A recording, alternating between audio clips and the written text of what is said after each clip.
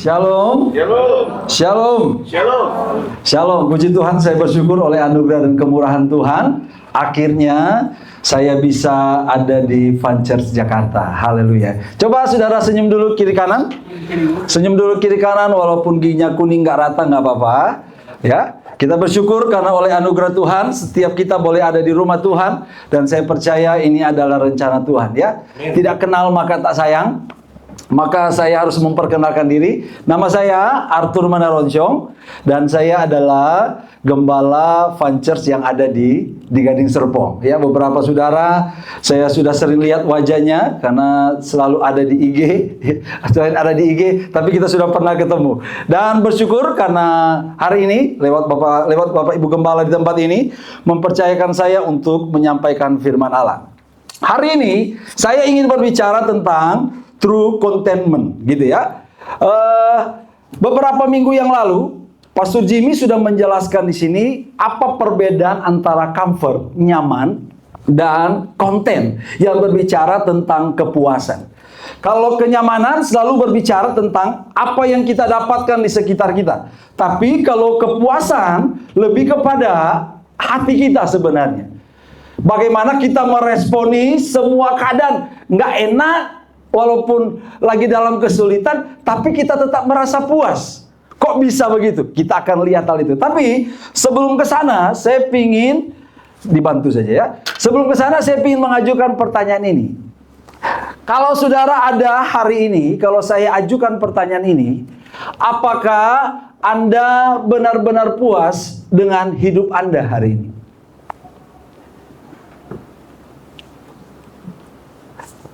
Atau lebih saya tambah, kalau saudara kasih nilai kepuasan dari antara 1 sampai 100, berapa nilai kepuasan untuk hidup saudara hari ini? Ada yang 90 sampai 100? Kecuali saya? Oh enggak ya? Ada? Ada yang 70 sampai 80? Wow, puji Tuhan. Ada yang 50 sampai 60.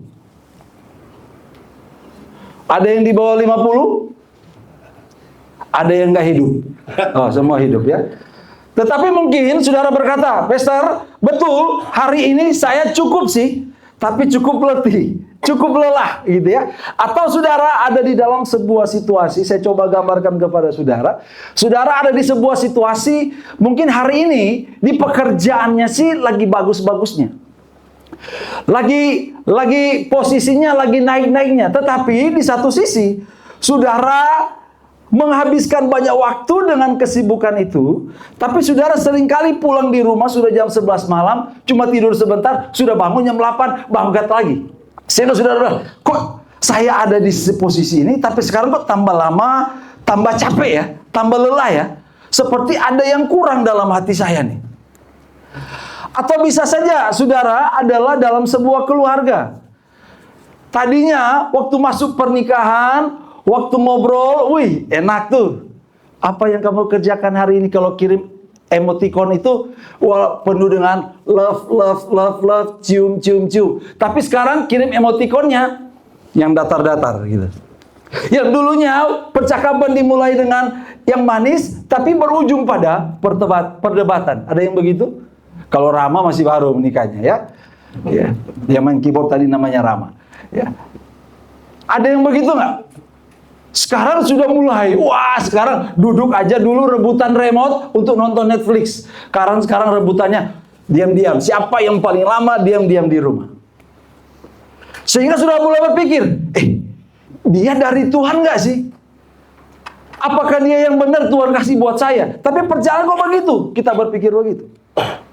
Atau saudara sekarang ada di dalam situasi begini. Lagi dalam pencarian Tuhan yang sebenarnya yang mana? Yang seperti apa Tuhan yang sebenarnya? Saudara melihat kayaknya dunia kalau Tuhan itu nyata, kalau Tuhan itu ada, seharusnya dunia ini baik-baik saja tuh. Tapi keadaan yang saya lihat kok kayaknya nggak sempurna dunia ini. Bahkan mungkin dalam pemikiran saudara melihat saudara sudah berusaha mencari uang sebanyak-banyaknya.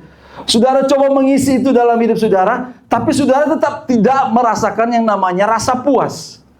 Saudara sudah mencapai banyak hal, tapi tetap ada kekosongan di dalam hati saudara. Sampai saya ajukan pertanyaan yang kedua. Apakah saudara ada di pemikiran yang seperti ini? Apakah hidup ini masih layak dijalani atau tidak? Atau kita lagi berada di posisi begini, antara bingung mau kemana, arah yang mana, apa yang saya harus pilih. Dengan banyak tantangan itu, dengan banyak kesulitan itu, dengan hal yang saudara alami, saudara lagi, ini hidup layak, masih layak nggak dijalani? Bersama suami istri, bersama istri saya, masih layak nggak sih dijalani? Gitu ya. Atau kita lebih banyak hari ini, lebih banyak menyalahkan, daripada kita lebih banyak duduk di kaki Tuhan. Sebab itu saya bilang, jika kita merasa memiliki keinginan yang tidak dapat dipuaskan oleh apapun di dunia ini, penjelasan yang paling mungkin adalah bahwa kita hanya bisa dipuaskan oleh pencipta kita. Amennya agak kurang kalau di sini ya. Ada amen gitu ya. Coba saudara lihat, ternyata kita sudah mencapai banyak hal, tapi kita tetap merasa kosong aja. Saya pikir kehadiran suami saya pikir kehadiran istri saya pikir kehadiran anak-anak, saya pikir kehadiran orang tua saya, itu bisa cukup memuaskan kita. Tapi tetap ada rasa kosong. Saya sudah scroll tiap hari di Instagram, saya sudah muat banyak hal, tapi tetap merasa kosong. Berarti ternyata penjelasan yang paling mungkin adalah bahwa kita hanya bisa dipuaskan oleh pencipta kita. Sebab itu kepuasan sejati saudara bukan ditemukan di hal-hal yang bisa berubah, tapi di dalam pribadi yang tidak pernah berubah, yaitu Tuhan. Mari hari ini kita baca bersama-sama Mazmur 92 ayat 13 sampai ayat yang ke-16. Saya dikasih ayat ini oleh Bapak Gembala saudara. Mazmur 92 ayat 13 sampai 16. Yang sudah dapat boleh bilang amin. Kalau saudara susah cari, Mazmur 92 itu dekat Mazmur 93. Ya, mari bersama-sama kita baca ayat 13, 14, 15, dan 16. Karena hanya 4 ayat, kita baca saja bersama-sama. 1, 2, 3. Orang benar akan bertunas seperti pohon korma, akan tumbuh subur seperti pohon aras di Lebanon. Mereka yang ditanam di bait Tuhan akan bertunas di pelataran Allah kita. Pada masa tua pun mereka masih berbuah, menjadi gemuk dan segar, untuk memberitakan bahwa Tuhan itu benar, bahwa Ia gunung batuku dan tidak ada kecurangan padanya. Sebelum mulai, saya ingin menceritakan dulu latar belakang dari Mazmur pasal 92 ini. Kalau saudara mulai baca di ayat 1, ini satu-satunya Mazmur yang langsung diperkenalkan sebagai Mazmur nyanyian Sabat. Jadi dengan kata lain, lagu ini, Mazmur ini dinyanyikan pada hari perhentian. Dan bagi orang Yahudi, bagi orang Israel, ketika mereka masuk dalam perhentian atau dalam hari Sabat, itu waktunya mereka merenungkan. Mereka coba memikirkan apa yang sudah mereka lihat, apa yang sudah mereka jalani, dan bagaimana perjalanan mereka bersama dengan Tuhan. Pemazmur mengajak kita, kalau saudara baca ayat 1, dia mengajak bahwa adalah baik untuk kita mengucap syukur kepada Tuhan. Dia mengajak, mengingatkan bahwa ternyata ucapan syukur itu baik. Kenapa? Dia jelaskan di situ. Karena kasih setia Tuhan ada selalu bagi kita. Amin. Ya. Selanjutnya, bukan sekedar di situ, orang-orang yang membaca atau menyanyikan Mazmur ini diajak juga untuk berpikir. Karena begini, ketika masuk dalam perhentian begitu, seringkali orang-orang Yahudi melihat hidup mereka sejauh mana hari ini. Apakah mereka diberkati atau nggak diberkati secara materi. Mereka coba ukur bahwa mereka melihat kepuasan itu ketika mereka mendapatkan banyak hal itu. Tapi diajak lagi, bahwa kalau kamu melihat orang fasik, ya, orang fasik itu kelihatannya seperti bertumbuh tinggi, kelihatannya seperti berhasil. Adakah kita suka melihat orang-orang yang nggak percaya Tuhan? Kok bisa ya? dia nggak percaya Tuhan, bisnisnya kotor, kok tiba-tiba terlalu kelihatannya diberkati Tuhan. Seperti pergumulan Asaf di Mazmur 73. Dia cemburu melihat orang lain. Di perenungan itu juga pemazmur mengajak orang-orang yang lagi beribadah untuk mengingat itu. Coba, apakah kamu ada di posisi itu? Tapi pemazmur langsung menjawab, kamu lihat mungkin hari ini mereka lagi bertumbuh tinggi, tetapi sebenarnya mereka nggak kuat terhadap badai, sehingga mereka pasti binasa, bahkan akan dicerai-beraikan. Itu dua posisi. Sekarang di ayat yang kita baca, pemazmur mengajak kita bahwa orang benar itu akan bertunas seperti pohon korma. Sebab itu saya mau bilang begini, hari ini kita diajak untuk meletakkan kepuasan kita, atau kita memulai meletakkan kepuasan kita bukan di hal-hal yang seperti orang melihat itu, tetapi dimulai dengan kepuasan sejati, dimulai dari akar yang benar. Kenapa? Karena yang membuat pohon itu kokoh bukan cabangnya, tapi karena akarnya. Yang membuat hidup kita kuat bukan seberapa banyak yang kita punya sebenarnya, tetapi seberapa dalam kita tertanam, kita menemukan sumber air yang benar. Amin. Mari kita lihat ayat itu, ayat 13 sampai 14. Dia bilang begini, orang benar akan bertunas seperti pohon korma dan akan tumbuh subur seperti pohon aras di Libanon. Mereka yang ditanam di bait Tuhan. Saudara perhatikan baik-baik. Ya, pemazmur melihat bahwa setiap kita, setiap pembacanya berkata, orang benar akan bertunas. Orang benar di sini adalah dalam bahasa Ibrani namanya di sadik. Dan kata ini bukan sekedar orang yang moralnya baik, tetapi seseorang yang selaras dengan Allah. Dan dalam konteks Mazmur, saudara, orang benar bukan berarti dia tanpa dosa, tetapi orang yang hidupnya berakar dalam relasi yang benar dengan Tuhan. Dan orang benar ini digambarkan oleh pemazmur seperti apa? Pohon korma. Ada yang pernah makan korma? Ya. Ada yang pernah naik pohon korma? Ada yang petani korma? Karena nggak ada, saya coba jelaskan walaupun saya nggak tahu. Ya, tapi saya baca dalam beberapa artikel begini. Dalam artikel itu, ketika bicara tentang pohon korma, ternyata pohon korma itu kalau ditanam, saudara, itu biasanya, dan kalau kita tahu, pohon korma itu bertumbuh di padang gurun.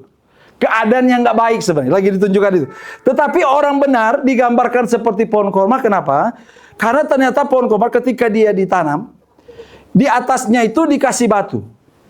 Saudara pasti sudah sering dengar kayak ini ya. Dikasih batu, terus yang muncul pertama adalah begini. Pohon korma itu, dia akarnya akan terus dulu bertumbuh, walaupun itu puluhan meter, dia akan mencari sumber air.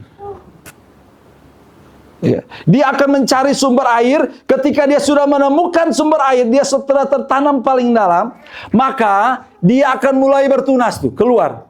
Dan kekuatan tunasnya itu bisa mendorong batu yang menumpunya di atas.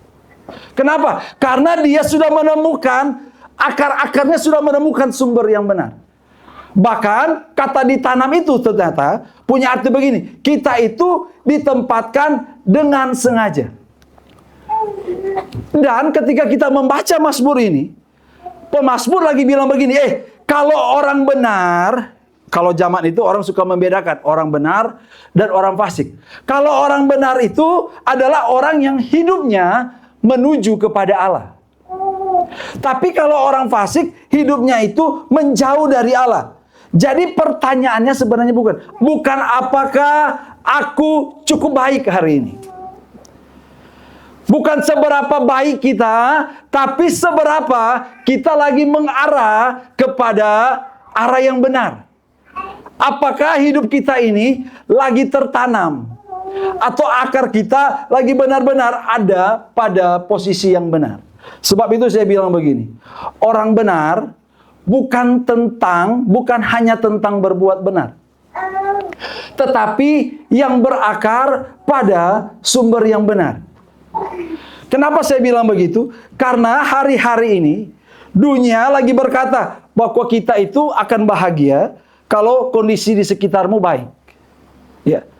Padahal kalau kita tahu pohon korma dan pohon aras di Libanon ini lagi menunjukkan, lagi menggambarkan kehidupan orang benar itu walaupun ditanam di tengah padang pasir, tapi karena akarnya mencapai sumber yang benar, dia tetap akan bertumbuh kok. Jadi sekitar kita tidak bisa menghambat kepuasan kita sebenarnya. Ya. Kepuasan kita tidak tergantung seberapa banyak uang di rekening saya. Ya. Bisa saja, mungkin apalagi semakin tanggal tua, wajah saudara semakin kelihatan ya. Jadi sukacita saudara tergantung tanggal. Atau sukacita kita tergantung tanggal. Semakin tanggal tua, wah sukacitanya semakin kelihatan. Semakin kelihatan menurun. Atau ketergantungan sukacita kita tergantung pada berapa uang yang ada di rekening kita. Tetapi pemazmur lagi mengajak kita bahwa kepuasan kita nggak terletak pada kondisi di sekitar kita, tetapi kita akan puas ketika apa? Hati kita melekat pada Tuhan yang dibilang sebagai sumber yang benar.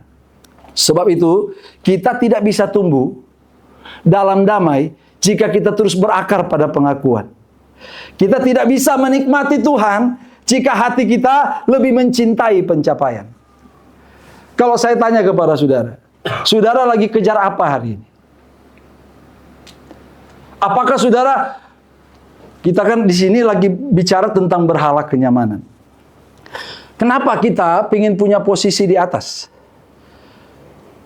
Ketika kita kejar itu, tujuannya apa? Apakah tentang aku diakui oleh orang lain? Tapi bagaimana aku walaupun dalam keadaan apapun, aku tetap puas? Atau kita mencoba meraih kita mengejar uang, kita mengejar banyak hal, supaya orang semakin melihat kita dan ini pencapaianku.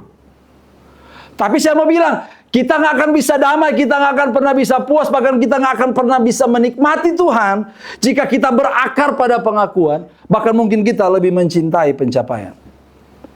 Dan suara ini Yesus pernah bilang di Yohanes 15 ayat 15, dia berkata begini, "Akulah pokok anggur, kamulah ranting-rantingnya. Barang siapa tinggal di dalam aku, ia berbuah banyak." Apa maksudnya Yesus bilang ini? Bahwa Yesus lagi menyatakan bahwa dirinya itu adalah sumber kehidupan sejati. Dia bukan sekedar guru moral, tapi dia adalah sumber yang bisa menghidupkan hidup kita. Akar kita bisa bertumbuh ketika menemukan kita. Ya. Itu yang ingin Yesus katakan. Ya, sebab itu saya bilang, kepuasan sejati tidak dimulai dari pencapaian, tapi dari persekutuan. Bukan dari kesuksesan, tapi dari tinggal di dalam Kristus. Ya, saya kasih ilustrasi. Di samping rumah saya itu ada tetangga saya.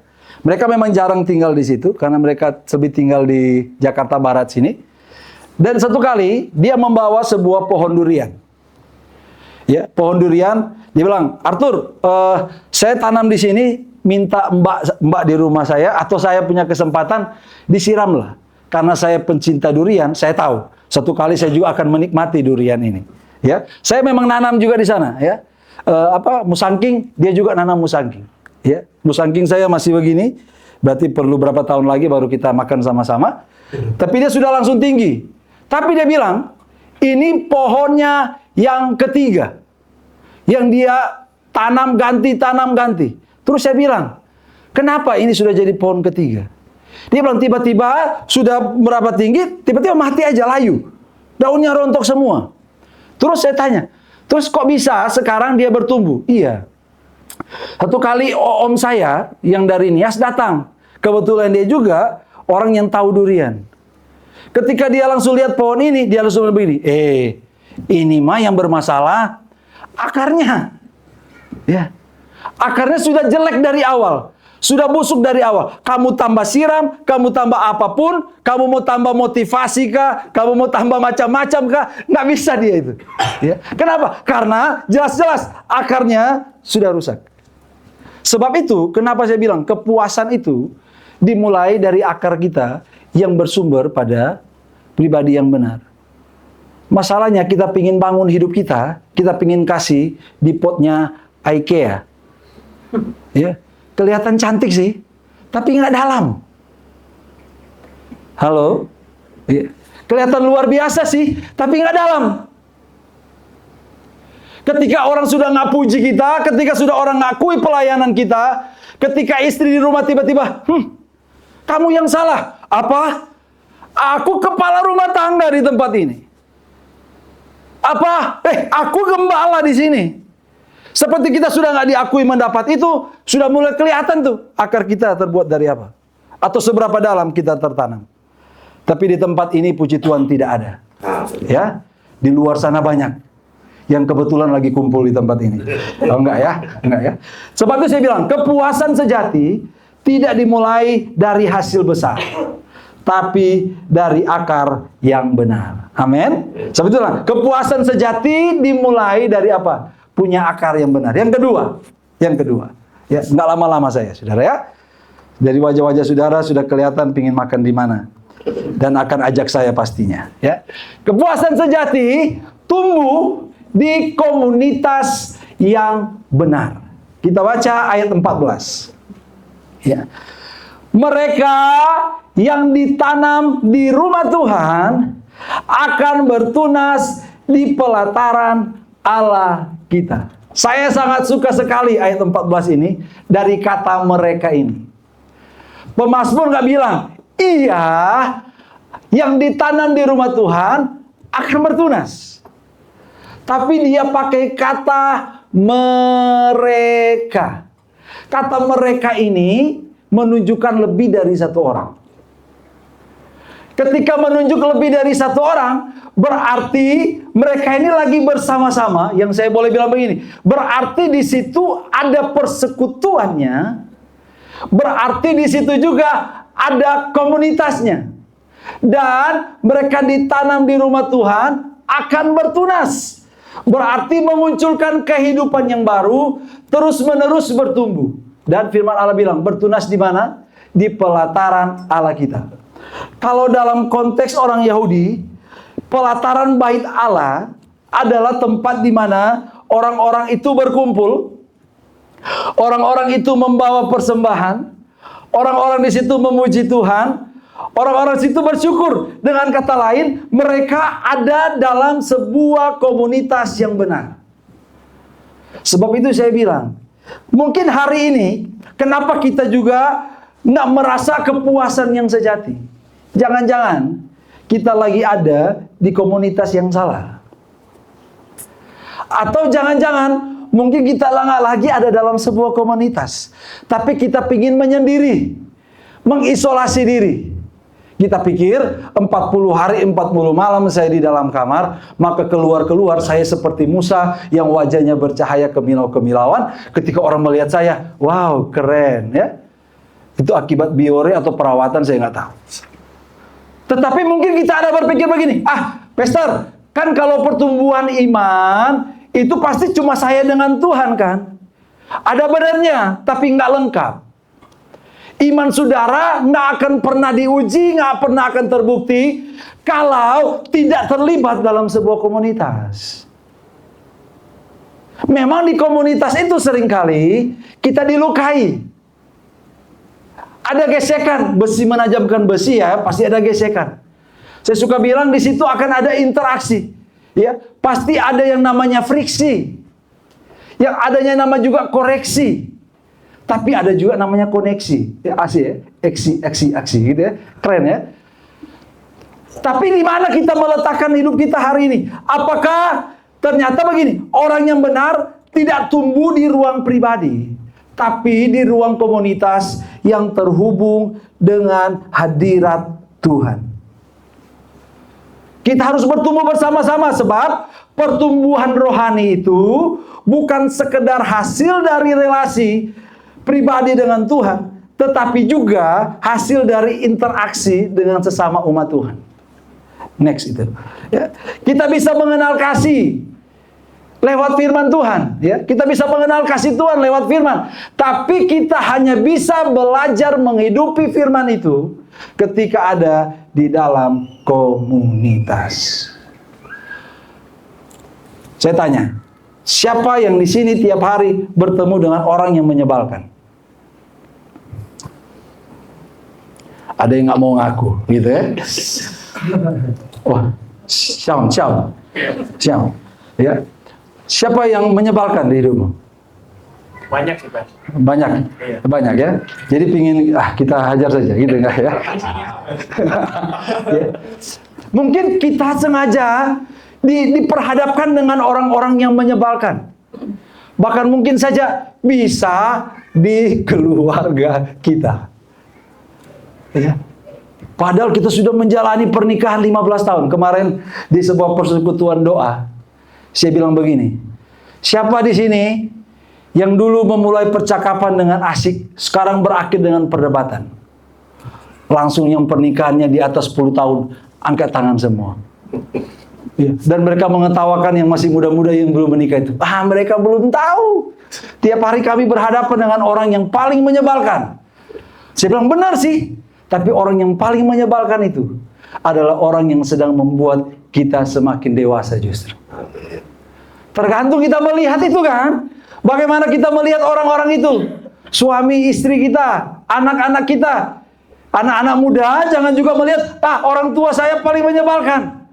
Tapi itu juga lagi membentukmu. Karena itu bagian dari komunitas. Minimal komunitas paling kecil dalam hidup kita, yaitu keluarga. Atau persahabatan kita di sekolah. Anak-anak SMP, anak SMA, atau di kuliah.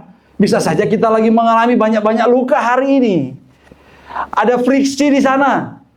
Tapi kita juga harus melihat, itu bagian dari cara Tuhan untuk apa? Supaya kasih Tuhan itu bisa kita hidupi lewat komunitas.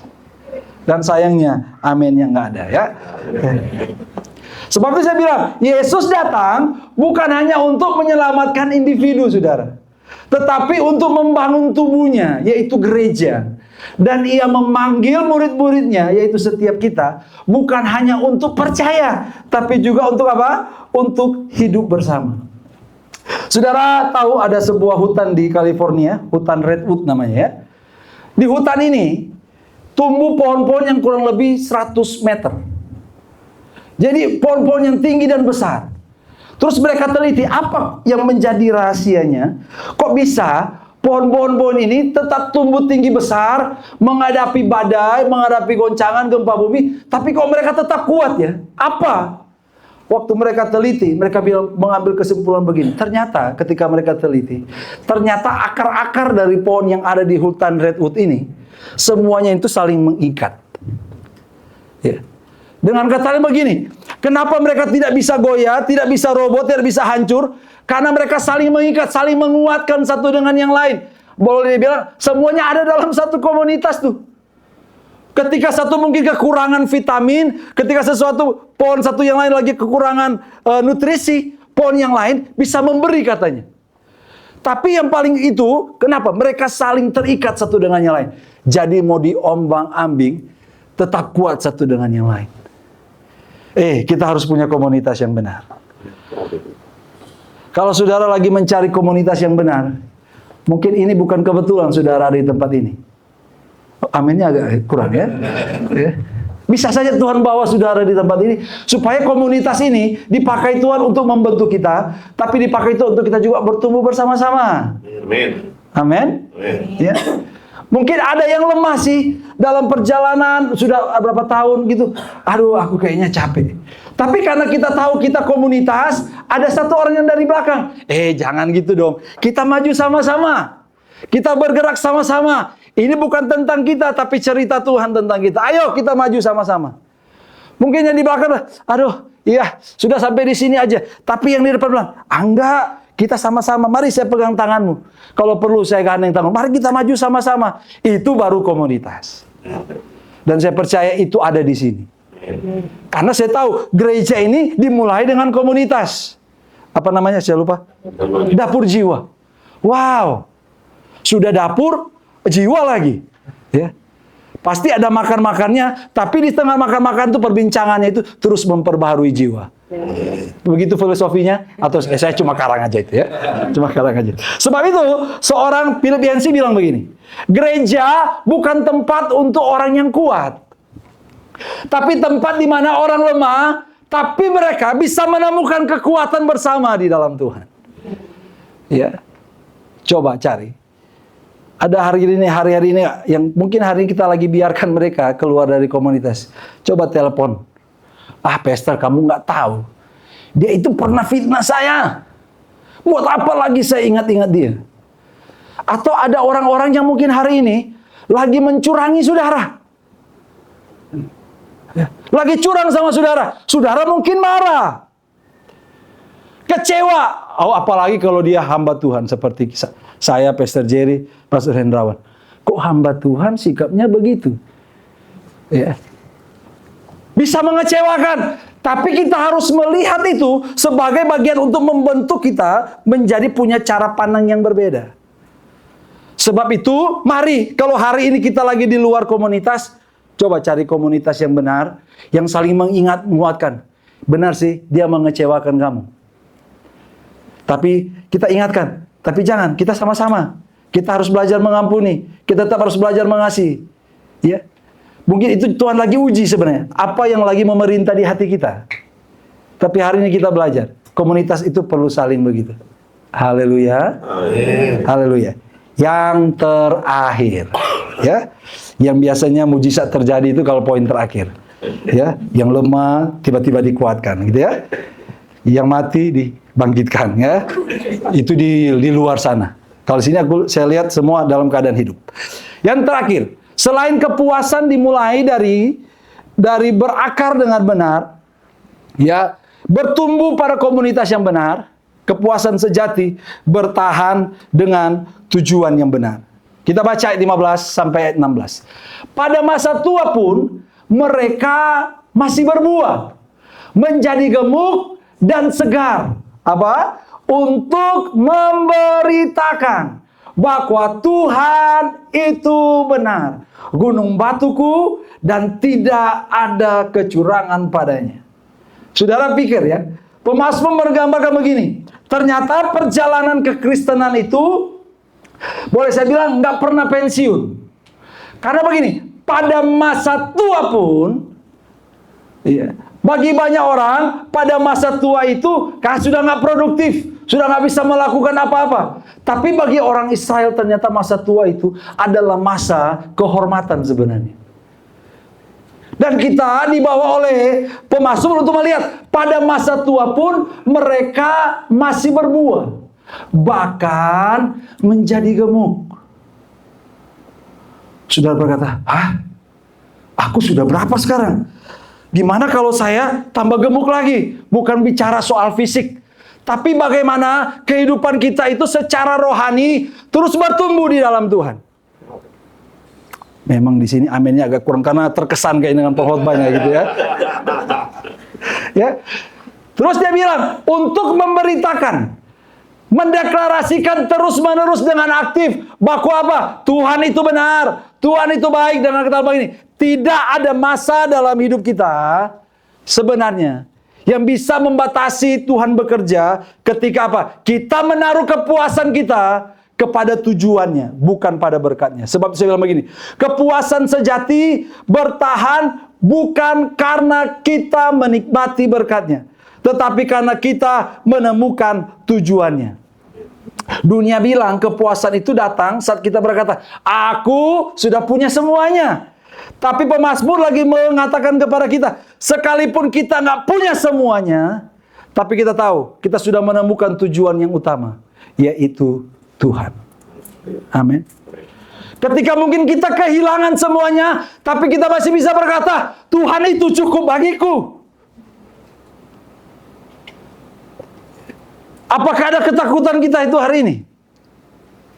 Kalau kita sudah menemukan tujuannya, seperti saya bilang, kepuasan sejati bukan tentang hidup berjalan sesuai dengan rencana kita. Enggak. Tetapi ketika kita hidup berjalan searah dengan rencana Tuhan. Oma saya, tanggal 4 November kemarin, baru berumur 88 tahun. Ya. Sayangnya di usia 88 tahun ini, telinga kirinya sudah totali nggak mendengar. Dan kanannya pun sebenarnya tinggal ya 30-40%. Jadi kalau ngobrol sama oma saya, seperti saya berkhotbah hari ini. Ya. Atau seperti Pastor Jimmy berkhotbah, berapi-api. Ya. Satu kali, waktu di masa beberapa tahun yang lalu, tahun kemarin, saya pikir oma saya akan dipanggil Tuhan. Karena dia masuk dalam masa kritis yang paling kritis dalam hidupnya. Ya, dia pernah jatuh, terus kemarin dalam keadaan lemah dia jatuh lagi, dan kami pikir itu waktu dia akan dipanggil Tuhan. Tapi Tuhan masih punya rencana atas hidup oma. Saya tanya sama oma saya, ya, Oma, kenapa sih hari Minggu itu masih semangat ke gereja? Ya. Kenapa masih ingin beribadah di gereja? Padahal kan orang-orang gereja pun sudah tahu bahwa oma terbatas. Oma lagi bahkan mungkin harus naik kursi roda seringkali untuk dorong sampai di depan, terus dipindahin lagi. Saya tanya begitu. Saya ingin lihat apa jawabannya. Saudara tahu apa yang menjadi jawabannya? Dengan terbata-bata dia bilang begini. Tahu nggak Arthur? Itu satu-satunya cara oma bersyukur pada Tuhan. Ya. Mungkin oma nggak naik lagi di mimbar, nggak mendoakan atau berdoa lagi di atas mimbar, tapi oma mau itu cara oma bersyukur kepada Tuhan. Dan orang mungkin gak lihat, iya ya, oma M masih tetap berbuah walaupun di masa tua, masih tetap menghasilkan minimal bagi cucunya ini. Melihat ada gairah hidup, ada semangat hidup untuk apa? Terus memuliakan Tuhan. Dia ingin selalu bertemu dengan Tuhan. Dia ingin terus mengatakan Tuhan itu benar. Bahkan Tuhan itu baik dalam hidupnya di tengah keadaan yang tidak baik. Masalahnya begini kan, banyak orang kehilangan makna ketika tidak lagi dipakai.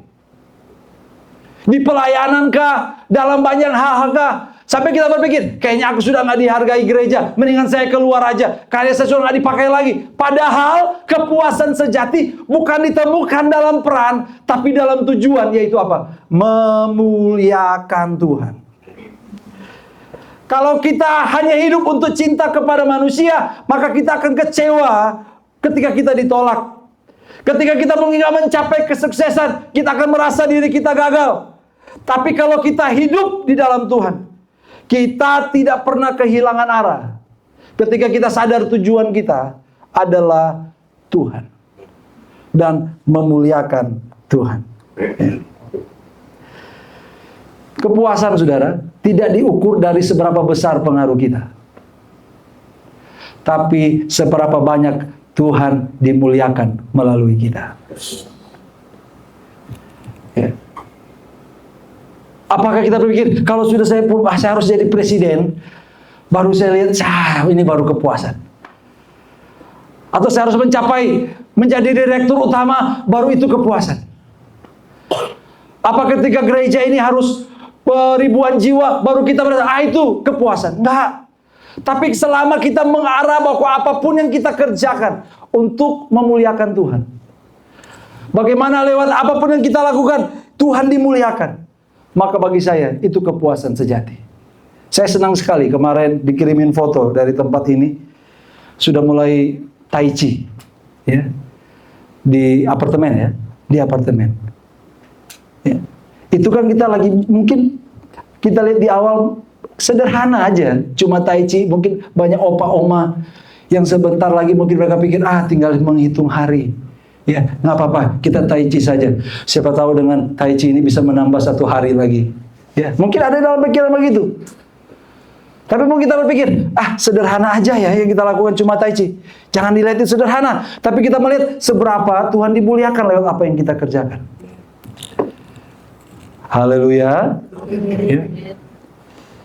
Sini harus dibakar haleluyanya ya. Sebab itu saya tutup begini ya. Salib membuktikan bahwa apa? Kepuasan tertinggi bukan ditemukan di tempat yang nyaman, tetapi di tempat kita taat pada kehendak Bapa. Ya. Di salib Yesus itu kita harus melihat Yesus sebagai teladan tertinggi. Ia bukan hidup mencari kenyamanan, tetapi untuk menyelesaikan misi Bapa. Mungkin di kayu salib itu, orang melihat itu sebagai penderitaan. Tapi Yesus berkata di sana, sudah selesai. Itulah puncak kepuasan sejati. Bukan karena penderitaan berakhir, tapi karena kehendak Allah digenapi dalam diri Yesus. Dan itu yang menjadi pegangan kita, kekuatan kita hari ini. Saya tutup dengan beberapa kalimat. Ya. Kepuasan sejati tidak pernah lahir dari keadaan yang sempurna, tapi dari akar yang benar, komunitas yang sehat, dan tujuan yang kekal. Dan semuanya itu berpusat di dalam Kristus. Ya. Yesus adalah akar sejati yang menanam kita di dalam kasih Bapa. Bahkan Yesus adalah komunitas sejati yang mempersatukan kita dengan tubuh Kristus. Bahkan Yesus adalah tujuan sejati dari seluruh hidup kita. Sebab itu saya coba tutup dengan hal ini. Ya. Mungkin hari ini saudara ada di persimpangan. Ya. Saudara ada di persimpangan, saudara sukar melihat gimana saya harus mengarah, bagaimana saya supaya mengalami kepuasan. Mungkin dunia lagi berkata begini, puaslah ketika kamu punya segalanya. Tetapi ketika kita sudah punya segalanya, kita tak merasa, masih ada yang kosong dalam diri saya. Tapi Injil berkata kepada kita hari ini, puaslah karena kamu sudah memiliki Kristus. Amin. Dunia berkata, ciptakan versi terbaik dari dirimu. Kita sudah berusaha, tapi semuanya tergantung tentang penilaian orang sama kita. Apalagi ketika kita, kamu gak cocok, gimana lagi, saya harus ubah yang mana nih? Ya, bibir kamu kurang ke kiri, kita coba mainkan lagi ke kiri. Operasi sana sini. Ya. Hidung kamu kayaknya mancung ke dalam, harus mancung keluar, ditarik lagi. Tambah kayu supaya tambah moncong. Ya. Tapi Injil berkata, datanglah apa adanya. Dan biarkan Kristus yang memperbarui hati kita. Ya. Kita berusaha tampil semuanya. Saya suka bercanda di gereja. Ya. Karena kita pengen tampil keren. Ya. Ibu-ibu, ya. Tadi beratnya sebelum ke gereja beratnya cuma 50. Tapi ketika ke gereja beratnya langsung 55. Kenapa? Wah, make up-nya, berliannya gitu ya. Dia pengen menciptakan versi terbaik semua. Wah, mantap sekali. Minggu lalu rambutnya warna merah, minggu depan hijau. Oh, kami pernah punya jemaat begitu ya. Berubah-ubah tiap minggu warna rambutnya. Ya. Tapi Injil berkata, datanglah apa adanya. Apa yang coba kita lagi tutupi hari ini dengan supaya orang lihat, oh kamu hebat, kamu keren. Tapi sebenarnya di dalam kita ada kehilangan. Ada rasa hancur, ada lelah. Berusaha terus-menerus tapi gagal dan jatuh terus. Tapi hari ini Tuhan memanggil kita, biarkan aku yang memperbarui hatimu. Apakah kita mungkin juga lagi mengalami ketakutan? Dunia berkata berjuang untuk dirimu. Ayo untuk dirimu. Selalu berpusat sama diri. Tapi Injil berkata, hiduplah bagi Dia yang telah mati untukmu. Titik balik terbesar, saudara, bukan karena perubahan kita berubah atau keadaan kita berubah, tetapi Yesus, Dia mau turun menjadi manusia. Dia turun ke salib. Dan di atas kayu salib itu Dia berkata, Bapa, ampuni mereka, sebab mereka tidak tahu apa yang mereka perbuat. Mungkin sudah berkata, Pastor, kamu gak tahu apa yang saya lagi gumuli. Masa lalu saya kelam, keluarga saya kelam, saya pernah mengalami pelecehan. Tapi di atas kayu salib itu Yesus rela ditelanjangi, dipermalukan, hanya untuk apa? Merengkuh setiap kita. Mungkin kita hari ada di posisi yang berkata, kamu sudah gak punya masa depan, kamu sudah tua, sudah gak bisa produktif lagi, kamu gak bisa buat apa-apa lagi. Tapi orang benar, yang punya komunitas yang benar, Dia akan terus berbuah sampai tua. Bukan karena dirinya, tapi karena dia sudah menemukan sumber yang benar itu, yang membuat dia menghasilkan buah.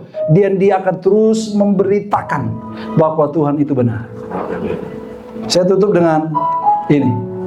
Kabar baiknya saudara, kepuasan sejati tidak perlu dicari, karena dia sudah datang, yaitu Kristus. Dia satu-satunya yang tidak tergoyahkan di dunia yang rapuh ini. Kalau hari ini hati kita kering, kalau hari ini iman saya mungkin lagi goyah, atau ketika melayani, pelayanan saya lagi merasa hampa, atau sudah berkata, pastor, keluargaku lagi nggak baik-baik saja. Mari datang kepada pribadi ini, namanya Yesus Kristus, yang tidak tergoyahkan itu. Saya tutup dengan satu pertanyaan. Apakah kamu, Anda, saudara, atau kita semua hari ini sedang mencari kepuasan di hal-hal yang bisa berubah? Teman saudara, pacar saudara, kekasih saudara, istri saudara, suami saudara, anak saudara bisa berubah. Kekayaan saudara bisa berubah. Tapi mari kita mencari kepuasan kepada pribadi yang tidak pernah berubah itu. Namanya Tuhan. Namanya Yesus Kristus. Haleluya.